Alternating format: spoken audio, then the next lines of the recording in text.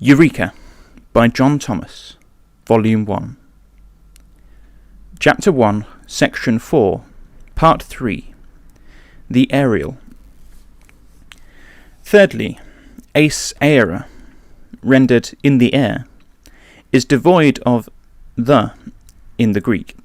It may be rendered in various ways, according to the preposition used, and with or without an indefinite article. I prefer that which may be found in harmony with Paul's use of the word elsewhere, when speaking of the administration of the existing order, commonly styled world. Thus, in Ephesians 2 verse 2, where he reminds the saints of what they were as pagans before they obeyed the truth, he says, "In which sins formerly ye walked about according to the course of this order, kataton iona to cosmu tutu, according to the ruling of the authority of the air, of the Spirit, which now works in the sons of disobedience, among whom also we all were conversant in times past in the lusts of our flesh." Here, the course of the order is parallel with the ruling of the authority of the air, which is based upon and nurtured by that flesh and blood spirit, which rules in all sinners, and is essentially rebellious against God. In these phrases, the air and the spirit are parallel.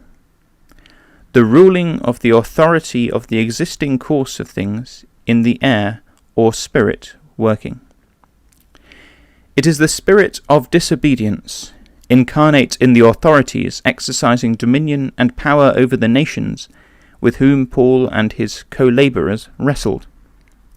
Thus he says in chapter 6 verse 12, "The contest for us is not against blood and flesh, but with the sovereignties, with the authorities, with the world rulers of the darkness of this course, ionos, with the spirituals of the wickedness in the upper regions."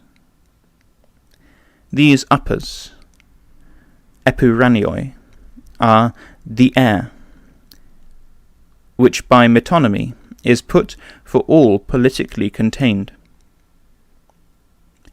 The air, in apostolic times, which penetrated everywhere, was the power of the fourth beast. This aerial power, or spirit, encountered Paul wherever he went, proclaiming the gospel of the kingdom, and assailed him through the constituted authorities, Jewish and Gentile. He contended against them, endeavouring to open men's eyes and to turn them from the darkness of the existing course, in which the spirituals of the system, the chief priests and rabbis of Israel, and the imperial Pontifex Maximus, and all the priests of his idolatrous worship, flourished to their heart's content.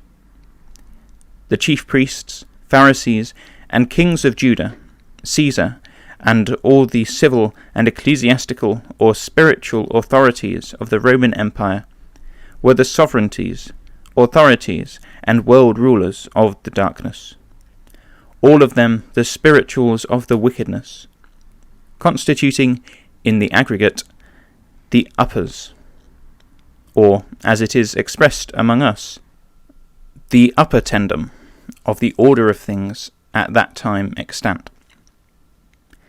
This was the devil and Satan in the apocalyptic heaven, before he was cast out into the earth, Revelation 12 verse 9. In turning men from the dark superstition of his times, Paul turned them from the power of Satan unto God, Acts 26 verse 18.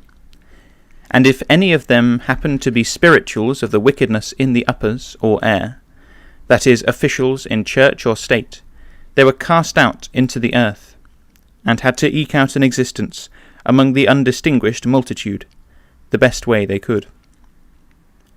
The great teacher, the Spirit in Jesus, uses the air in this sense, in one of the parables illustrating the kingdom of the heavens. In Matthew 13 verse 31, he likens this monarchy to a tree, the greatest among herbs, in whose branches the birds of the air come and lodge. The birds of the political aerial that come and lodge in this tree are clouds of saints, who are for an air, and in the air millennial. The air is twice mentioned in the Apocalypse, where it has no reference to the natural atmosphere. First in Revelation 9 verse 2, and afterwards in Revelation 16 verse 17. In both these places it stands for the same thing as in the Epistle to the Ephesians, only at widely remote epochs of the times of the Gentiles, the former being the political air contemporary with the invasion of the Roman Empire by the Saracens, the latter the same air, only contemporary with the coming of Jesus anointed with the clouds. Now the revealed purpose of the deity is to change the air, to hurl the mighty from their thrones, exalt them of low degree, and to send the rich empty away. Luke 1 verses 52 to 55. When this is accomplished, the kingdoms of this world will have become those of Yahweh and his anointed, according to Revelation 11 verse 15. The political air, in which the sun, moon, and stars of the nations now shine, will then be abolished, and a new order be substituted in their stead. This new order is styled in the prophets a new heavens and a new earth, in which dwelleth righteousness. The course of this order, the ruling of the authority of this air, will be the spirit that works in the sons of obedience. Instead of the apostles, or others like them, contending against or wrestling with the sovereignties, authorities, and world rulers of those upper regions of society, they will themselves be those rulers, the spirituals of righteousness in high places. The spirituals of wickedness, such as the Pope, and locust clouds of ecclesiastics, of which he is the acknowledged chief, with all other clergies of every name and denomination of the dominion of Antichrist, together with all the secular officials in place and power, will all be cast out and punished by the saints for their iniquity. This honour is assigned to them, as it is written, "The saints shall be joyful in glory. They shall shout with joy upon their couches. The high things of ale shall be in their mouth, and a devouring sword in their hand, to execute vengeance upon the Gentiles, and punishments upon the peoples, to bind their kings with chains, and their honourables with fetters of iron, to execute upon them the judgment written. This honour is for all his saints. Praise ye Yah." Psalm 149, verse 5. To an air such as this, the saints are conducted in clouds, for a meeting of the Lord, that henceforth they may be with him thus for evermore. Eureka by John Thomas, Volume 1. Chapter 1, Section 4, Part 4. Every eye shall see him. The personage to be seen is indicated in the next sentence as he who was pierced. Every eye shall see him whom they pierced, as saith the Spirit in Zechariah 12 verse 10. I will pour upon the house of David and upon the inhabitants of Jerusalem the spirit of grace and of supplications. And they shall look upon me whom they have pierced, and they shall mourn before him, as mourning on account of the only begotten, and be in bitterness before him, as in bitterness on account of the firstborn. In that day great shall be the mourning in Jerusalem, as the mourning of Hadad-rimmon in the valley of Megiddo. And the land shall mourn, families apart from families, the family of the house of David and their wives apart, the family of the house of Nathan apart, and their wives apart, the family of the house of Levi apart, and their wives apart, the family of Shimei apart, and their wives apart, all the families that remain, families apart from families, and their wives apart. The passage in the Apocalypse has reference to this. Its language is a condensation of Zechariah's. Every eye shall see him, and they who pierced him, and all the tribes of the land shall mourn before him. But the every eye comprehends more than all the families that remain. The resurrection of certain of the dead is also implied. For, as the reader will remember, Jesus said to the Pharisees and others in the days of his flesh, "Strive to enter in at the strait gate, for many, I say unto you, will seek to enter in, and shall not be able. When once the master of the house is risen up, and hath shut to the door, and ye begin to stand without, and to knock at the door, saying, Lord, Lord, open unto us. And he shall answer and say unto you, I know ye not whence ye are. Then will ye begin to say, We have eaten and drunk in thy presence, and thou hast taught in our streets. But he shall say, I tell you, I know you not whence ye are. Depart from me, all workers of iniquity. There shall be weeping and gnashing of teeth, when ye shall see Abraham and Isaac and Jacob and all the prophets in the kingdom of the deity, and you yourselves thrust out. And they shall come to where Jesus then was, from the east and west, and from the north and the south, and shall sit down in the kingdom of the deity. And behold, there are last which shall be first, and there are first which shall be last. Luke 13, verse 24. Jesus spoke these things to persons then living, and while the genealogies of the family of the land were in existence, which is not now the case. The families and houses named by Zechariah cannot now be defined. Hence, the resurrection of the dead belonging to those houses is implied. To some of these families it was said by apostles, To this end the Anointed One both died and rose and lived again, that he might rule over both dead and living ones. For we shall all stand before the tribunal of the Anointed One. For it is written, As I live, saith Yahweh, every knee shall bow to me, and every tongue shall confess to the deity, that Jesus anointed is Lord, to the glory of deity the Father. Philippians 2, verse 11. So then, every one of us shall give account of himself to the deity. Romans 14, verses 9 to 12. That we may receive again through the body the things according to which he practised, whether good or bad. 2 Corinthians 5, verse 10. Every eye, then, is comprehensive of classes of Israelites and Gentiles, according to flesh and spirit. The eyes of the latter, who shall see him in joy and peace, are the eyes of the 4 cherubic living ones, which are full of eyes, before, behind, and within. Revelation 4, verses 6 and 8. These eyes will not weep and mourn, for they will see the King, Yahweh of armies, whose eyes of glory they will be. Isaiah 6, verse 5. Blessed are the pure in heart, for they shall see the deity. Matthew 5, verse 8. The deity manifested in spirit flesh, and of which manifestation they shall be the hypostasis, or substratum.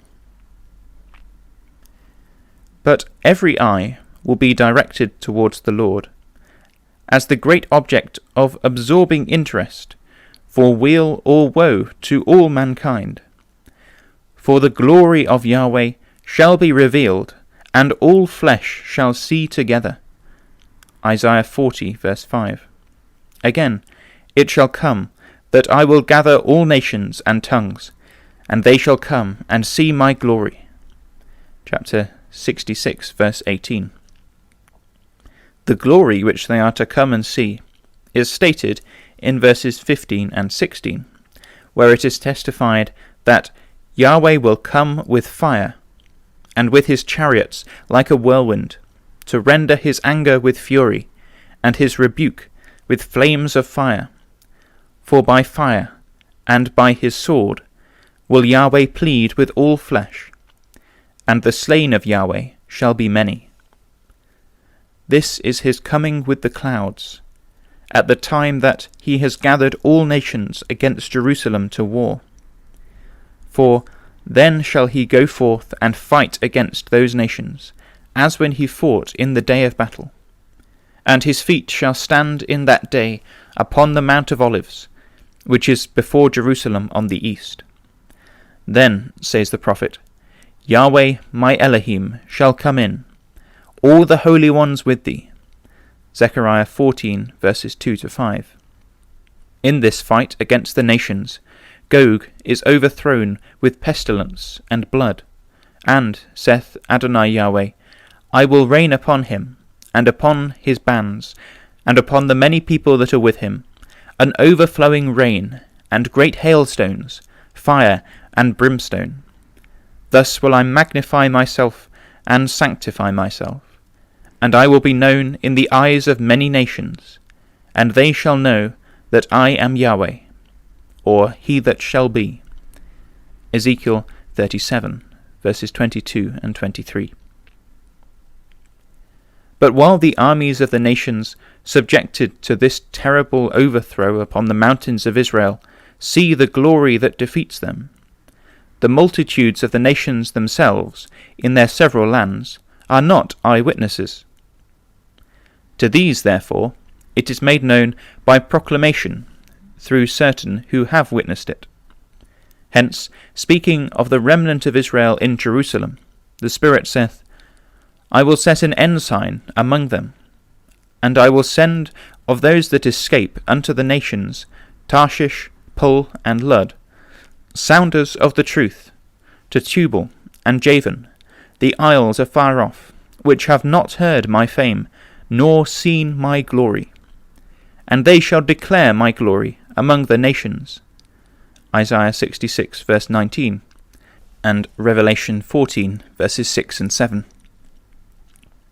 When every eye shall see him, upon these principles, it will be manifestly a time of great trouble. It is, in fact, the time of trouble, both of Jacob and the Gentiles, out of which, however, Jacob shall be delivered. Jeremiah 30, verse 7.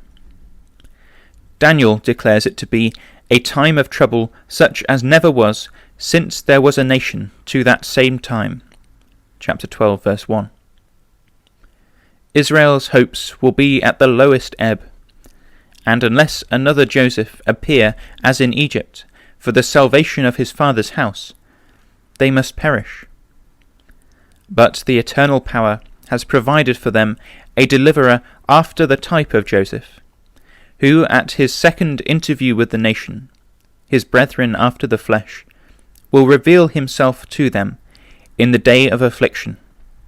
And when they shall discover, as Zechariah teaches, by the wounds in his hands, that he is Yahushiah, or Jesus, who was wounded in the house of his kindred, chapter 8, verse 6, and chapter 12, verse 10, and that it is to him they are indebted for deliverance from the enemy, they will mourn and be in bitterness before him, as their fathers were in Joseph's presence, whom, as they had served Jesus, they sold for a few pieces of silver.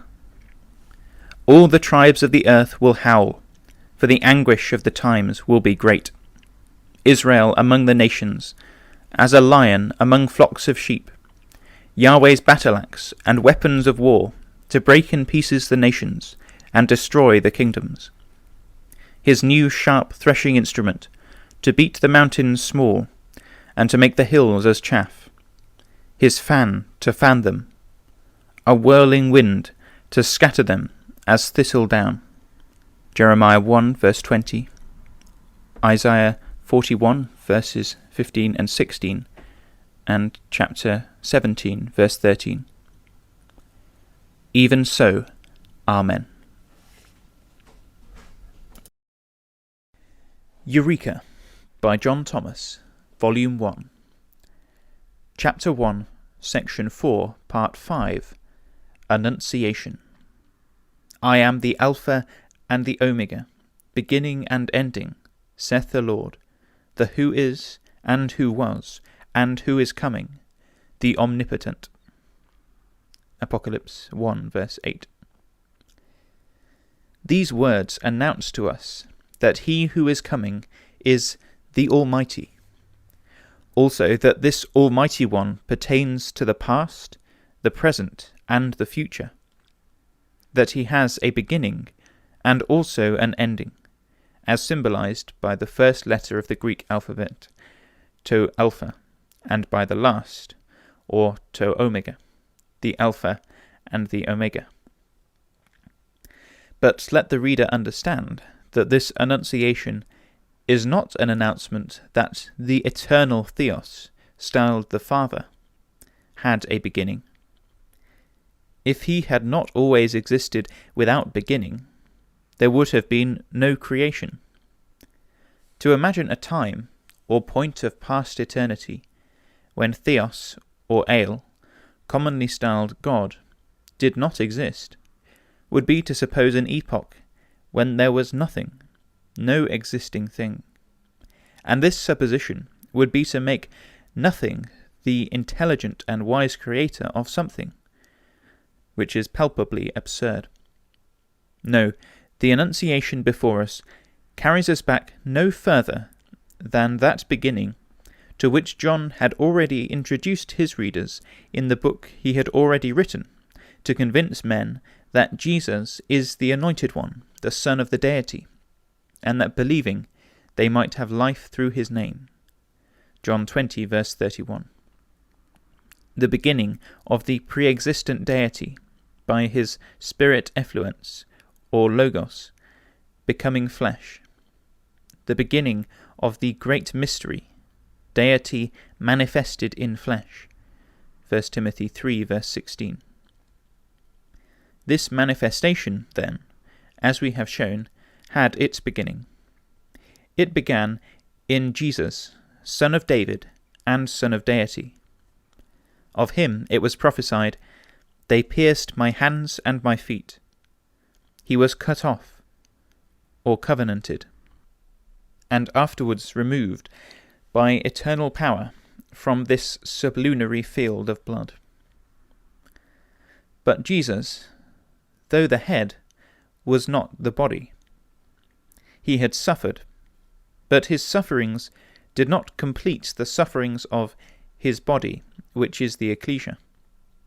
Hence Paul says, I now rejoice in my sufferings for you, and fill up that which is behind of the affliction of the Anointed One in my flesh, for his body's sake, which is the ecclesia. Colossians 1, verse 24. But Paul did not consider that his sufferings, added to those of Jesus, would fill up the measure. For in writing to the saints in Corinth, he associates them with himself in the work. As the sufferings of the Anointed One, says he, abound in us, so our consolation also aboundeth through the Anointed One. But whether we be afflicted, it is for your consolation and salvation, which is operative in the enduring of the same sufferings which we also suffer. Or whether we be comforted, it is for your consolation and salvation. And our hope of you is steadfast, knowing that as ye are partakers of the sufferings, so ye shall be also of the consolation. 2 Corinthians 1, verses 5-7. If we suffer, we shall also reign with him. 2 Timothy 2, verse 12. Thus the body is pierced with suffering, as well as its head. And as Jesus, though a son, learned obedience by the things which he suffered, so all his brethren must. It will be seen, then, that when the one body is complete in all its elements, it will have been a suffering community. This is its alpha, its beginning, its hoon, or present condition. Most of its members are in the womb of death, shut up within the gates of the invisible, which are so securely locked that no power can open them save that which is eternal. The key or power is with Jesus, through whom it will operate, as it did upon him when the power or Spirit of the Father raised him from the dead. At present, the saints sleeping in the dust, and the few that are living in this generation, are all waiting for the adoption. For living or dead, they were all immersed in hope of being planted in the likeness of the resurrection of their elder brother. Being thus baptized for the dead, they suffer with him, that they may be glorified together in the manifestation of the sons of the deity, who shall then with him freely give us all things. Romans 6 verse 5 and 8 verses 23, 17, 19 and 32. As the brain in the head has property in the body, and calls it his, so the Logos in Jesus has property in him and his brethren, and styles them members of his body, of his flesh, and of his bones, so that they all become one flesh, which is a great mystery, says Paul, but I speak concerning the Anointed One and the Ecclesia. Ephesians 5, verses 22 to 32. When this great mystery shall be consummated in the resurrection and the subsequent anointing of the one body, the Omega, the ending, and the who is coming, will be manifested. The whole multitude will be deity manifested in flesh, glorified flesh, which is Holy Spirit, or pneuma hagiosenes, the divine nature at present common to Jesus and the angels, and then participated in by all the saints, all of which is the development of the principle affirmed by him to Nicodemus, that which has been born of the Spirit is spirit.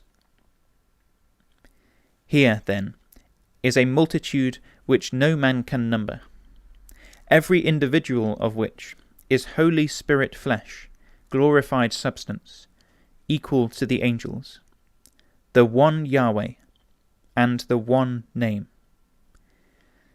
When they all attain to this Omega state, there will be nothing lacking. The ending will be manifest. There will be no further proclamation inviting Jews and Gentiles to the kingdom and glory of the deity. The body will be complete, and have attained through much tribulation to a high estate. Whatever may be the destiny of the earthborns of the millennial nations in relation to the post-millennial cycle, they will not be ranked with the Alpha and the Omega of this Annunciation. The second Adam and his bride will be the embodiment of eternal power, the almighty inheritor of the earth and all that it contains, for it is his and the fullness thereof. The symbol in the text is very expressive. It is the first and last letters of the Greek alphabet.